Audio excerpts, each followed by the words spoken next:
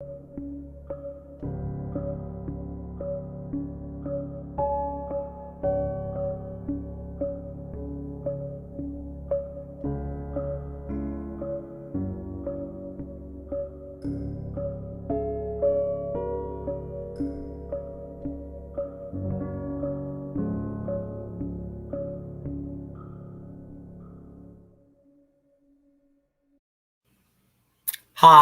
hello, and bonjour.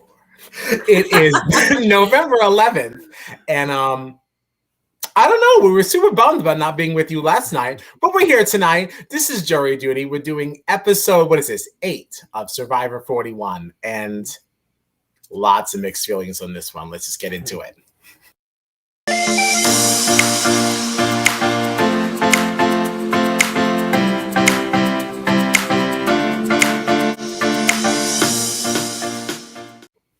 All right, so my first note of the night was Evie really cannot trust Liana anymore. I think a lot of people have a lot of problems going forward because too much has happened. I think a lot of relationships may be challenged.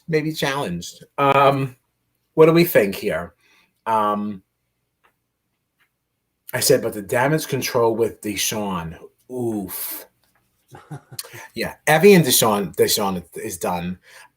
Evie and Liana done. I think Evie with anybody on Yasa is over, with the sole exception of maybe Xander. Okay. And I only say that because I know, I kind of on the fence with what I think about that, but I still feel like Xander doesn't really have any really, really tight ties with anyone. So I'm not really sure that he's in a position to drop Evie, even if he's not going to embrace her fully as he might have before Deshawn dropped that bomb on him during last week's tribal. It's interesting because they do have this relationship before from being in Yasa tribe together. Yes. But I could see why they wouldn't want to work with each other, but I could see them also both kind of needing each other. Mm-hmm. You're absolutely right, because Evie's in a tough spot here. Yeah. I think Evie's kind of screwed. Yeah. I don't see a major path forward for her. Yeah. Unless she just week over week wins herself. Yeah. Right. Right. But otherwise, politically, I think her game is curtains. What do we think about the reward challenge? This is the first reward challenge that we saw with the merged tribe, right? And they kind of glossed over their new name. Did you catch it? That Viacana? Yeah, I was like, what is this? I forgot for a second we were merged. I was like, I don't know what I'm reading right now. Yeah, I'm disappointed. I'm disappointed to put a little bit more into what the name of the tribe is, because the couple of seasons that I've seen before this, there was a little thing of everybody kind of sitting together, being excited. They made it to the merge. It's what are we going to call our new tribe and blah, blah, blah. It was always something that, I won't say always something. Again, I watched 3 seasons. But it was something, at least with those, that it was a bonding thing that I did enjoy watching. So boo hiss. That we didn't get that. Do you think we're just not getting it because of this accelerated season? It's just one of those things they figured we don't really need it, probably.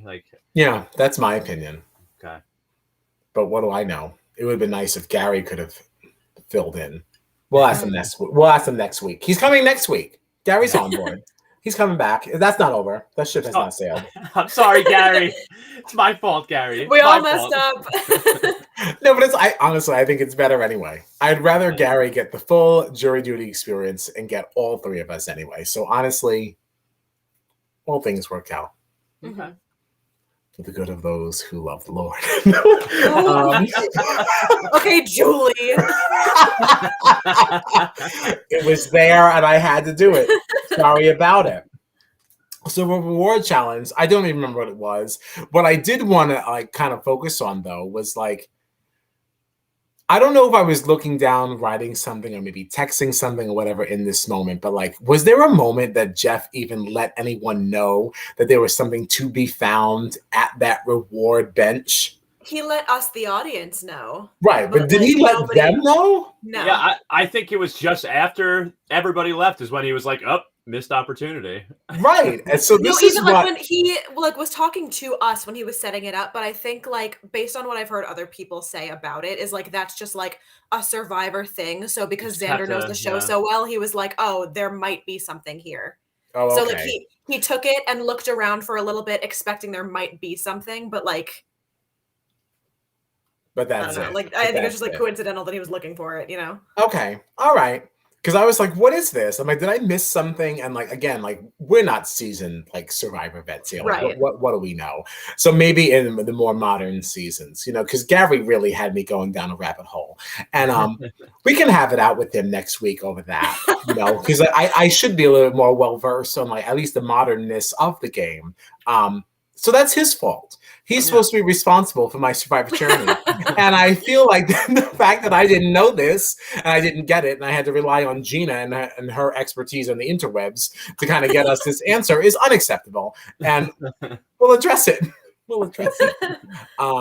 So what was the challenge? Who won it? It was that like puzzle thing, I think, where they were like in the water and it was the like whatever that was. No, Evie. I don't remember. Evie crushed this. They were in the water and they had to like unclip those like Yeah, they round things unclip or something whatever and it then was. I don't know. Then And they had to build like that pyramid with the big and Evie was like, "Oh, I can build that with beads in my house." Yes. Which like was also annoying because like Evie saying that because she was like, "Oh, I like watched them do this on other seasons of Survivor, so I learned how to do it." It's the same puzzle. Like they just like made the same challenge that she already saw, so she knew how to put it together. Sorry, that's a miss for me. Like that's That's a annoying. miss for me. That's And I annoying. know that, it is annoying. And the Survivor people, they always want to act like their show is so much more superior to Big Brother. And it's like, let me tell you something. We may get OTEV every single year, but nobody has an advantage over the other one because the game is still slightly different. It's the same It's based theme. on that year, yeah. Exactly. It's still something different. Everybody is entering it with the same level of knowledge and opportunity as everybody else. So this is a miss for me. Right. The fact that Evie was able to just like play Survivor at home and then know how to do this puzzle like the moment that she had all the pieces is like Yeah. Exactly. I didn't realize we were playing a game within a game within a game. It was like the pieces, like she knew so quickly. I don't think even all the pieces were like on the platform yet. She was like, that goes there, and then you're gonna put the next one this way. It was like you haven't even seen the piece yet. Yeah. You know what I want to say, John? What? I don't think that's interesting. Because it's not. Yeah. Because it's not. Boo, hiss for that. Let's see here. I don't have any other notes. So Blue wins, obviously. And on that team, obviously, we had Evie, we had Erica, Ricard, Danny, and Deshawn. Yellow took the L. Tiffany, Sham, Liana, Heather, and the Seer. Sham wants Evie out bad. She's had enough. Yeah. She's had enough. Yeah. Which Shan is kind of getting herself into a little bit of trouble now too. Yes, she is. Oh, yeah. I feel like at some point, I understand you want to have all the advantages and all the control, the extra vote and this and that, but like, just throw somebody a bone. you can't have everything. Yeah. Like, and the way that you ask for it is a big thing too, because she puts people almost like they feel like they're in a corner. I feel like. Yeah, they feel very pressured. They feel bullied. And it was a big problem with Deshawn too, because he was like, you keep just telling me what to do. You're not like having a conversation with me about what we all think we should do. It's just, no, this is what you're going to do. I don't know that I agreed with that though. Was that your takeaway? I mean, I can see where he would get that, especially because he hasn't worked with her the whole game so far. So she's like, she's kind of operated within her own tribe. But now that it's just like, it's his first real experience with her, like the fact that she's just like coming in hot, like this is what we have to do. I can see him being put off by that, you know? Okay. I was surprised by it, honestly. I sat back, I was like, whoa. I'm like, where is all this coming from? Like, all this Shan stuff, but like, because again, too, like you have to think about like what Ricard was saying about how like we are already so far ahead than the other people in the game because we've been to so many tribals. He's from Luvu. He hasn't been to any tribals until the merge. So like he's just not really mentally in the same game place as Shan. So I can see why he might think that she's being a little over aggressive with her. Okay. strategizing. You know what I mean? All right. Yeah. Very fair. Very fair.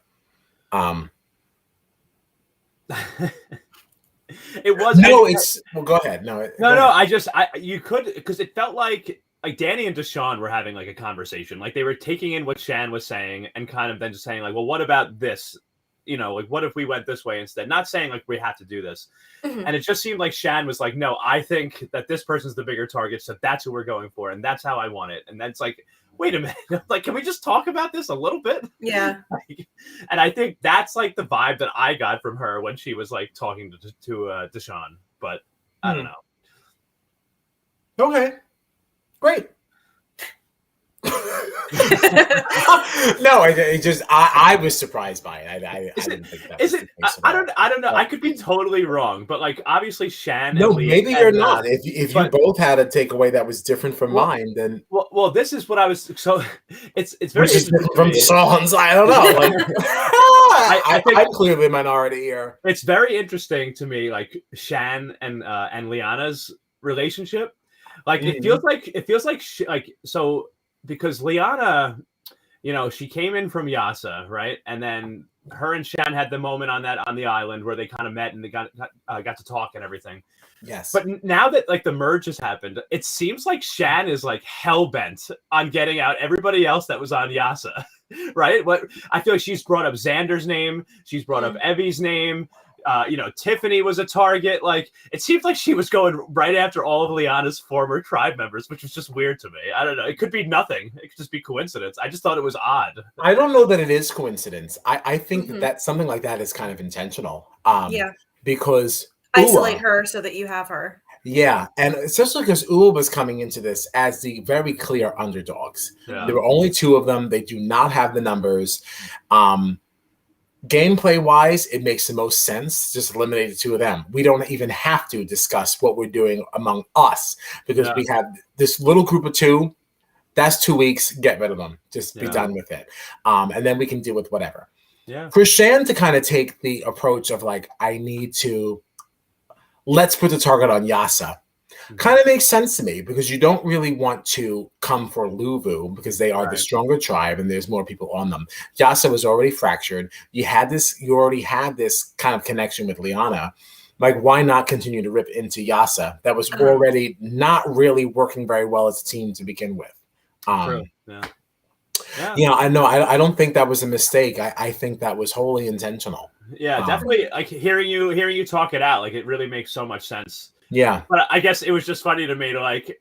It just seemed like Shan was like, she was like on the war path for it, and she had to be because if not, then who else can she focus on? Yeah. She doesn't know what we know about Luvu.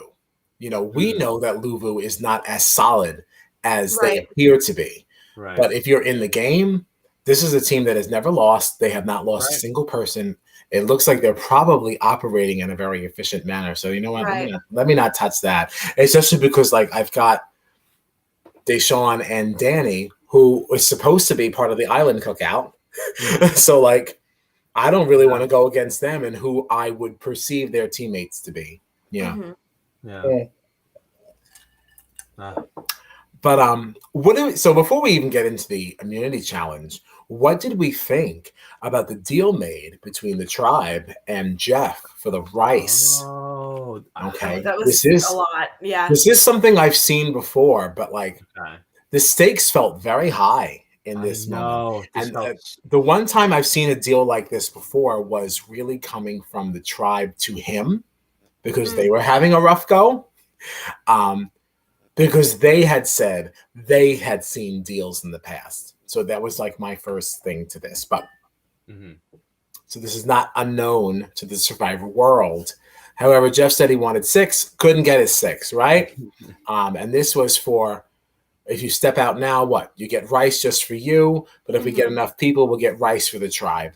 Yeah. For 3 days, I think it was too. 3 days worth of rice, which is significant, especially in a game where the way Survivor has been played in the past, we had rice that was just provided. You didn't have to earn rice. You just got it. Everyone just lived on rice. And that was always everyone's big complaint. I've only eaten rice. They're not even getting that much. So Which, speaking of eating, what is our takeaway of the Shan Ricard? Well, I was going to say, this is what made this whole negotiation so interesting to me, because of this whole blow up about the whole grilled cheese fiasco, you know? Right. Well, I wanted to get there easy. Okay. Can we talk first about who gave up their right to immunity? Oh, no, I guess we shouldn't because the reward was that. Yeah. No, let's do that first. Let's do it in your order. I mean, that happened first because that was after it did happen first. It happened first. Yeah, all right. So the people who sat out for rice was Xander, Ricard, Shan, and Nasir. Actually, I'm really glad I read that because that kind of changes my changes my view a little bit. All right, good. All right, so those are the 4 that sat out to make sure that we had rice for 3 days. Right? Okay. And obviously now we know that Ricard was on the team that received the grilled cheese reward. And so quickly after the challenge that Shan sat out of, gave up her chance for immunity so that everyone can have some rice, being the pastor that she is, was pretty put off by the fact that Ricard enjoyed a slice of papaya after his grilled cheese. So what do you think about that? I mean, my first instinct is that it's an overreaction, but then I remember that we're 2 weeks into this game and these people are living on an island with no food. So I feel like if my number 1 just got to go have a grilled cheese and then like right in front of me came back, it's like that. It's like we talk about, Kyle, right? With the fries. Like, I'll get you your own fries, but don't eat mine. But if you don't want any, if you don't take any, and I'm eating my fries, don't then reach in and take my fry because you might take only one. That has always been my mantra. When I pull up to window 1 and I tell them that I want a Happy Meal, and I say to you, do you want anything? And you say no. Right. Don't think that you get to put your grubby mitts on even one of my fries. Like, I'll just take one from the bottom of the bag. No, those are my bonus fries. Right. Those are not your bonus. Those are not your bonus fries. That's my excitement. I get to have that experience, and not you. And so, like, having that in mind, I like knowing that I could get that upset, that we could get that upset over someone eating like a couple of our French fries. I can totally understand why Shan would be like pissed off. You know. That's my papaya. While it was happening, I was laughing like, oh my God, how ridiculous. And then I sat back for a second and I was like, I would be probably more angry than she is right now. I would be like, you asshole, get away from my food. Right. Like, you just had grilled cheese and chips. You just had a feast for the second time. Drinking beer. Were they drinking beer too or something, right? Like, they like really had like a... For the second time, because he was in the feast last time. Oh, that's right. And she wasn't. That's right. Yeah, I would have been pissed too. I gotta tell you. All right. Here's my opinion on this. And this is kind of why I'm glad that I thought we were going out of order and then we weren't, but I'm glad that we read this thing. Okay, so here's what I think about this. When I watched it, I sided with Shan. Mm-hmm. I was definitely on Shan's side. I was like, this is bullshit. I was like, get the fuck out of here, Ricard. Like, I really thought I liked you, but like, this is horseshit. However, he sat out of the immunity challenge, put himself in potentially harm's way for the good of the tribe. If there is anyone that is deserving of having more than one little snacky little meal here, it is Ricard. And it's not just because I think he's hot. It is also because the fact that I won a reward challenge does now not mean that I am not entitled to the rest of the meal. I won, and I earned it. Just like the fry argument. I paid for these fries. These are my fries. I paid for this grilled cheese by way of winning. So now you think that I now do not get to have a quick piece of papaya because I did better than you in a competition. I don't really know that I can get behind that either. And I don't know if it's just my wanting to play devil's advocate here. I mean, it's interesting. You really took the fry. You took the fry analogy. It's in both directions here. Honestly, yeah, it can go either way. But it's like I put in the work to have the right to have this grilled cheese. No. That does not now negate my right to have this papaya as part of Vayakana. Yeah. No, I yeah. But I'm saying that also with the idea that, like, if I was Shan, I probably would have drowned him.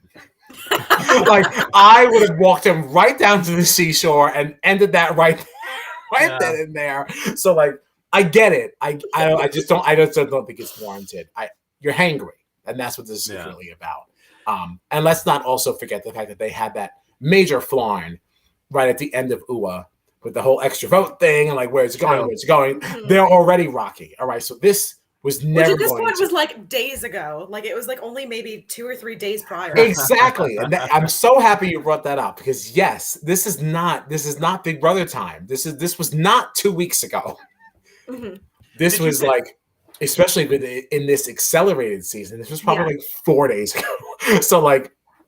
That's pretty fucking fresh on an island where not much else is going on. Right.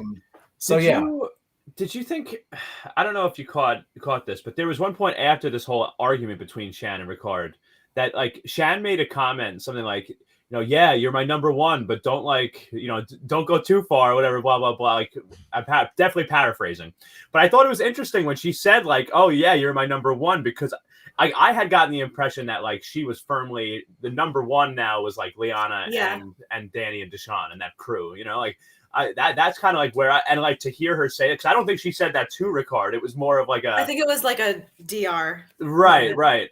So like that was like a personal moment where she was saying it, and like maybe you guys will feel differently, but for me, like I was a little surprised to hear her even refer to him as her number one still, because it didn't seem to me like they were like. Yes, still allies for sure, but I didn't think in her mind that like he was still solid number one. You know what I mean? I guess the only thing that I would throw into that is that I would challenge whether or not he even really still is. Yes, she said it, and yes, she said it in a private moment. But sometimes, especially in a situation like this pressure cooker of like just politics and emotions, we get so used to saying certain things that like we don't even necessarily really believe them anymore, and like we're just saying them because we're used to saying them, and that has now become just what we say. Because I guess it is like people say, "Oh, how are you?" "Oh, I'm good." I'm not good. I'm not good. Right. A lot of times I'm not good. I just said I'm good because that's what you say. Like in this world, right? That's just what she says. Like who knows? We'll see how it goes. And I bet in this kind of like setting where they are, like she might have every intention of working, primarily with Danny, Deshawn, and Liana going forward, but still think of Ricard as a number one. I mean, they were the same tribe, so they've spent the most time together, right. And so, that number one could almost mean more of like she still goes to him for support, but like she's really, right, and really working over here. I mean, I still feel like even though you had that little bump in the road, this should still be somebody you trust a little bit more than your Danny's or Deshawn's, because like you essentially just met them. Yeah, it's true. Yeah, it's very true. And like Gina said, even since this merge, how many? It's literally like they've only been actually a tribe together now for like 2 days. Yeah, literally 2 days, because like their first experience with being a merged tribe was this extended eviction thing that we had with Erica on this weird island with this stupid hourglass and all this crap going on. I mean, like this is really the first time they're really operating as one entity. It was wild to me that Erica got that gray rock again. Poor Erica. Her game is so fucked.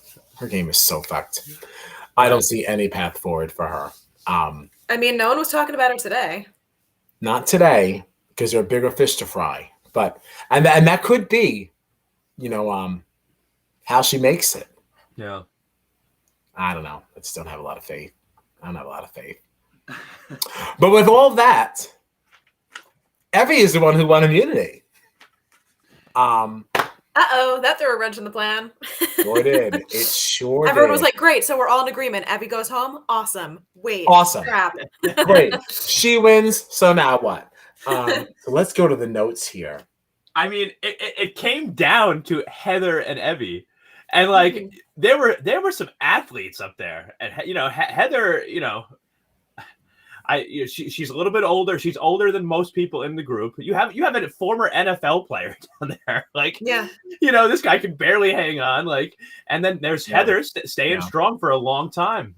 But I had a feeling Evie was gonna end up taking it because Heather was getting a little shaky. I gotta be honest. I thought that Evie was pretty shaky also. I didn't know. I genuinely thought Heather was going to take it. Yeah, I thought Heather was going to take this one too. I have to be honest. I did not think this was going to be Evie's W. And my note on here even was, I'm not happy with this, but it does mean we'll get a good tribal. And we did. We did. I didn't like the result.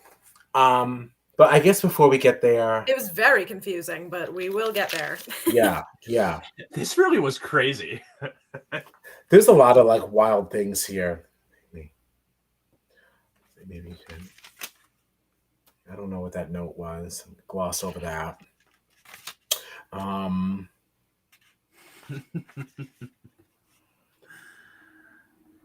Deshawn sounds more upset that she doesn't agree. And then I wrote, be careful, Shan, but I don't think she's wrong. Too bad I have no idea what any of that is. Well, I think that would have been when he thought she was telling him how he has to vote. He like sat down and was like, I'm going to do it. I'm going to do it. Let's just do it. Okay. Are we talking about tribal now, or is it still all the before stuff? This is that tribal, right? I truly don't know. I don't know why I wrote this. I really wrote everyone's immunity, and the next thing was Deshawn sounds more because there was a lot of like. I don't know why I wrote it. The plan is debacle. I'm thinking of. I'm just thinking of that second like moment that Deshawn and Shan had at the tribal where he started saying it again to her, like, "Oh, you're telling me what to do again." So after Evie wins, I wrote down Shan wants Xander out, Deshawn wants Nasir. Shan isn't willing to hear other people out. Yes. So it was like that argument of like, why do we have to do Xander just because you want Xander? Okay. And there was that whole thing about like she keeps protecting Nasir. Anytime somebody brings up Nasir, she's like, absolutely not, and like shuts it down right away. Yeah. All right. So there was a sub note here. I wrote Deshawn saying maybe Shan if she's not listening, and I was like, I don't know what the hell that is.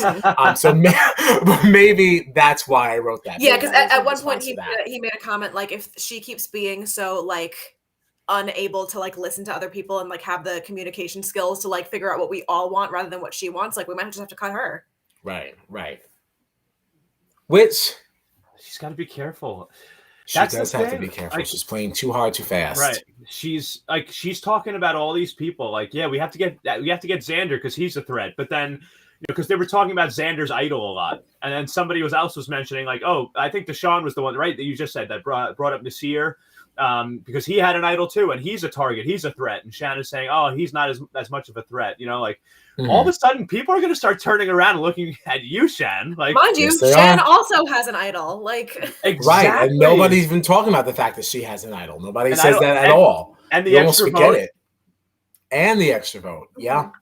She's pointing out all these other people. This person's got an idol. That person's a target. We got to flush this. We got to flush that. It's like, honey, somebody's going to start talking about you in the same way. Mm-hmm. Yeah.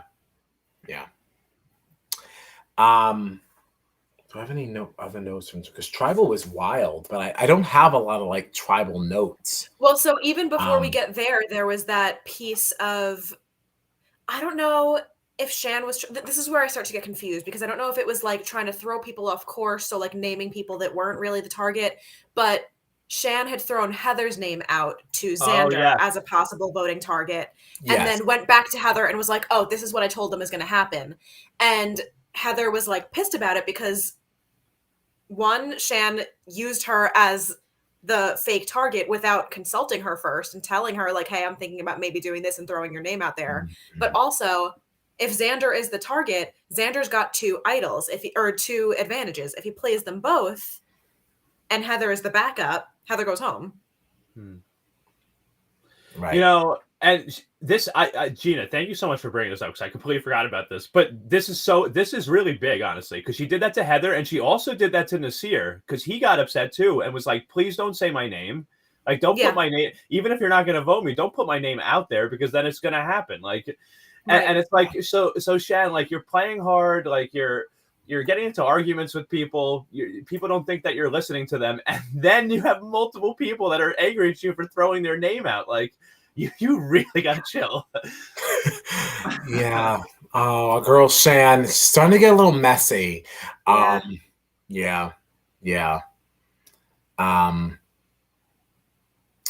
At least she has an idol. Yeah. It's making it slightly harder to stand Shan. Stand Shan. I really do think that a lot of it, like, because we saw her kind of unraveling as soon as she didn't win another food challenge. I think it's just like the lack of like everything is starting to get to her head. Yeah, which I can understand.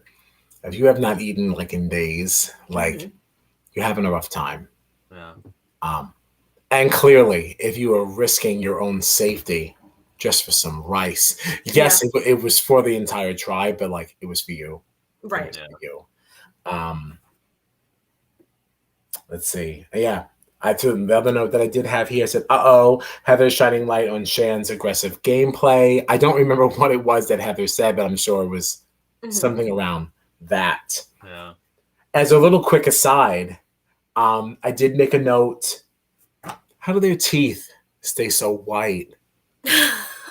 Weren't their teeth like really good? Like everyone has like great teeth, and it's like for people who are just living out on this island, like I have to imagine it's not toothpaste. Like what's going on? Like the show must provide certain things to make sure they are still at least TV presentable.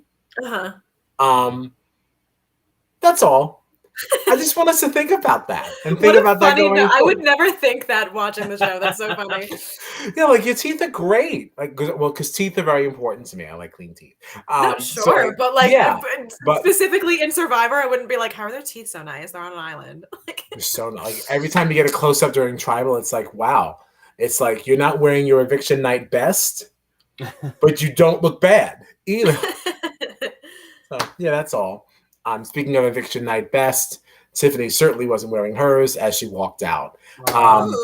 How did that happen? I still don't really get what went down here. That's what I'm saying. I feel like so much happened at Tribal, but nothing that had anything to do with what actually happened. Yeah, I'm so confused. I feel like there were no conversations around Tiffany. There was nothing to even let us know that this was even like a thing. Right. I wasn't surprised to see her get some votes because like this was such a fractured fractured decision period. A fractured decision.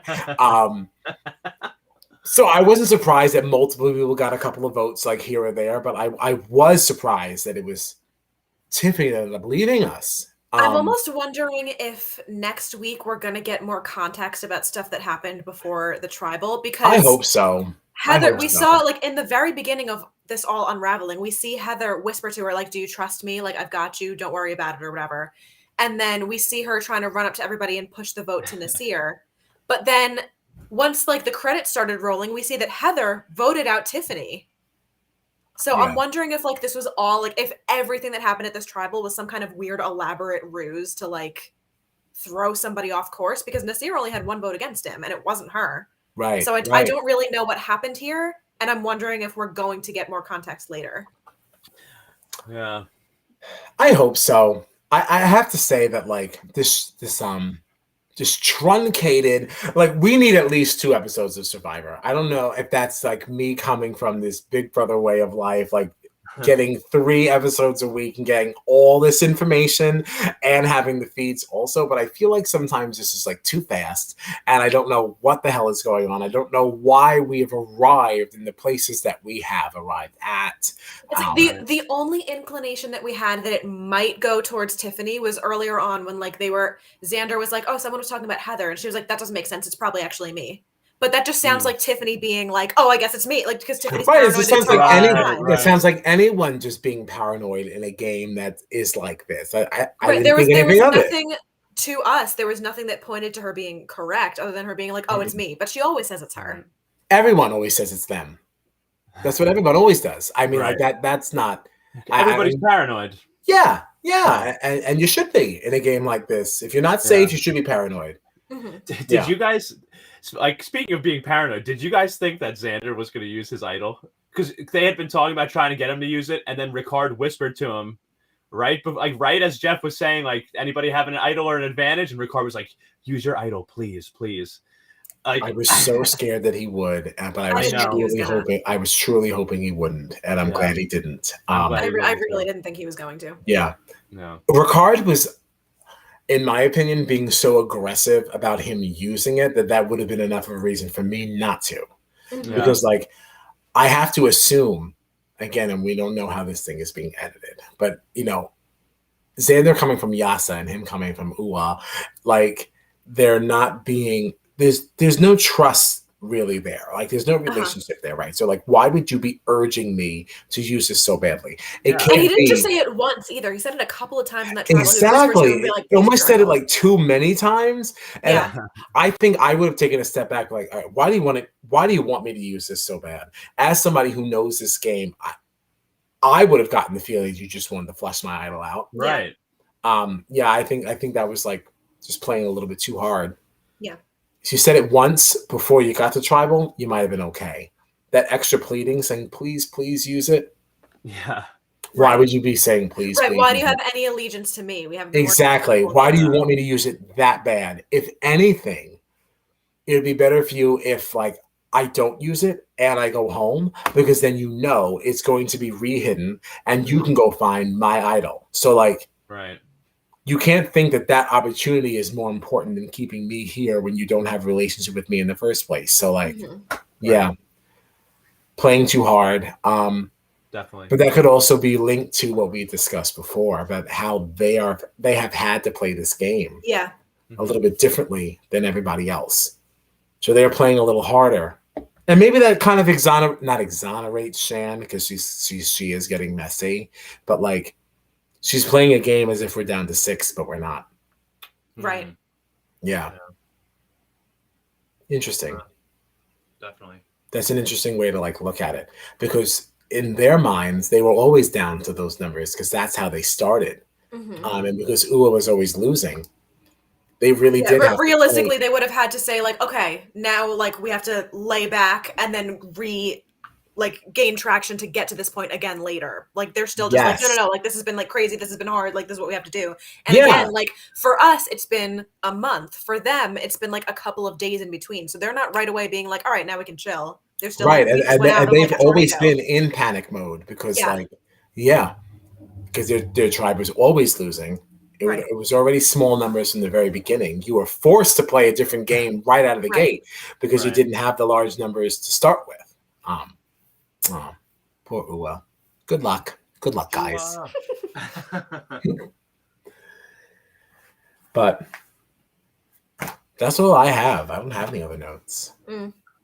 I had one other. Yeah, what is it? Just had to give a shout out. We got a great flashback. During the discussion of what was happening with Yasa, we got a nice flashback to the turtle. Some of the turtles on the beach. I meant to bring this up and I forgot. I'm so glad you did. just wanted to shout out the turtles. I literally wrote down in all caps, the turtles are back. I did have a note about this, and I forgot it. I wrote, turtles are back. Gross. Sorry, Gina. Wow. That's all I wrote. The disrespect that you were showing to the turtles. Literally sick. We will never say eye to eye on this. We won't. And that's that. That's fine. It is fine. So, what do we have coming up? On Monday, Melissa is joining us. Melissa's joining us to talk Big Brother Over the Top. It was a double eviction. I didn't say this to you guys, but, like, I don't know if you noticed on Paramount Plus, it is listed as episode 6.1 and 6.2. So anybody watching, that's what we're discussing on Monday. We're discussing both. All right, don't even try it. 6.2 is only a 39-minute episode or a 39-minute edit. And honestly, if you cut out the last 9 minutes of the exit interview, it's only 30 minutes so you can get it done. You have plenty of notice ahead of time. All right, so 6.1, 6.2, double eviction for Big Brother Over the Top. And then obviously we're continuing with the Challenge 37, at which point I'm expecting Melissa to drop out of the stream. And then after that, Wednesday at 9:15, as long as everybody's available and nobody gets stuck at work, we'll be talking about episode 9 of Survivor 41. And now joined by Gary Richardson. We expect Gary! We'll see. Hopefully. Sorry, Gary. I'm sorry. It's like literally John's fault. It's my fault too. I wasn't there either. Right, but he was the last one to cancel. It's like calling out of work, and it's like the first person to call out of work is like fine. It's like, okay, we'll feel better. The second person who calls that is like, okay, well now we have a problem. Like some people need to start coming to work now. Okay, like I can't just be staying here all by myself. And that's basically what it was. But like, well, thank you all for watching. Like, subscribe, share with a friend. Excited to continue the journey. And like, yeah, bye.